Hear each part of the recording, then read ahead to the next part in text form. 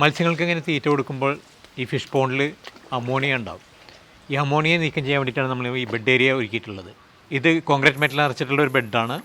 ഈ അമോണിയ അടങ്ങിയുള്ള വെള്ളം ഈ ഗ്രോ ബെഡിൽ എത്തുമ്പോൾ അതിലുള്ള ബാക്ടീരിയകൾ അതിനെ നൈട്രേറ്റൊക്കെ ആയിട്ട് കൺവേർട്ട് ചെയ്യുകയാണ് ചെയ്യുന്നത്.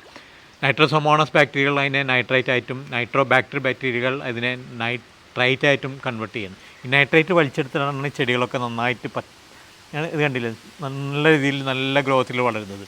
അങ്ങനെ ചെടികൾ വലിച്ചെടുത്ത് ശുദ്ധീകരിച്ച് വെള്ളം തിരിച്ച് ഫിഷ് പോണ്ടിലേക്ക് തന്നെ വരുന്നു. അപ്പോൾ ഒരേ വെള്ളം ഉപയോഗിച്ചിട്ട് നമുക്ക് മത്സ്യങ്ങളെ വളർത്താം, അതേപോലെ പച്ചക്കറികളും ഉണ്ടാക്കാം. അതാണ് അതിൻ്റെ ഒരു പ്രത്യേകത.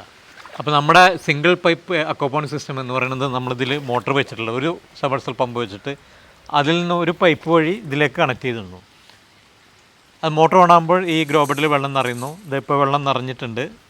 നിറഞ്ഞു കഴിഞ്ഞാൽ മോട്ടർ ഓഫാവും. മോട്ടർ ഓഫാക്കി കഴിഞ്ഞാൽ അതേ പൈപ്പിലൂടെ തന്നെ തിരിച്ച് ഇതിലേക്ക് വരും. അതിൻ്റെ ഇടയ്ക്കാണ് ഈ സംഭവങ്ങളൊക്കെ നടക്കുന്നത്. നൈട്രേറ്റൊക്കെ കൺവേർട്ട് ചെയ്ത് ചെടികൾ വലിച്ചെടുത്ത് ശുദ്ധീകരിച്ച് വെള്ളം തിരിച്ച് ഫിഷ് പോണ്ടിലേക്ക് വരുന്നത്. അപ്പോൾ ഇത്രയുള്ള നമ്മുടെ സിസ്റ്റം. വലിയ ഒരുപാട് ഫിൽറ്ററുകളോ ഒരുപാട് പൈപ്പ് പ്രശ്നങ്ങളോ ഒന്നും തന്നെ ഇല്ല. വളരെ വളരെ സിമ്പിളാണ്. എല്ലാവർക്കും ചെയ്യാവുന്നൊരു വളരെ സിമ്പിളായിട്ടുള്ളൊരു സിസ്റ്റമാണ് നമ്മുടെ ഈ അക്വാപോണിക് സിസ്റ്റം. അപ്പോൾ അതൊന്ന് പരീക്ഷിച്ച് നോക്കുക. മുറ്റത്തൊരു അക്വാപോണിക് സിസ്റ്റം ഉണ്ടായിക്കഴിഞ്ഞാൽ ഇതേപോലെ നമുക്ക് ആസ്വദിക്കാനും അതിൽ നിന്ന് നല്ലത് ഭക്ഷിക്കാനും കഴിയും. അതാണ് അതിൻ്റെ ഒരു പ്രത്യേകത.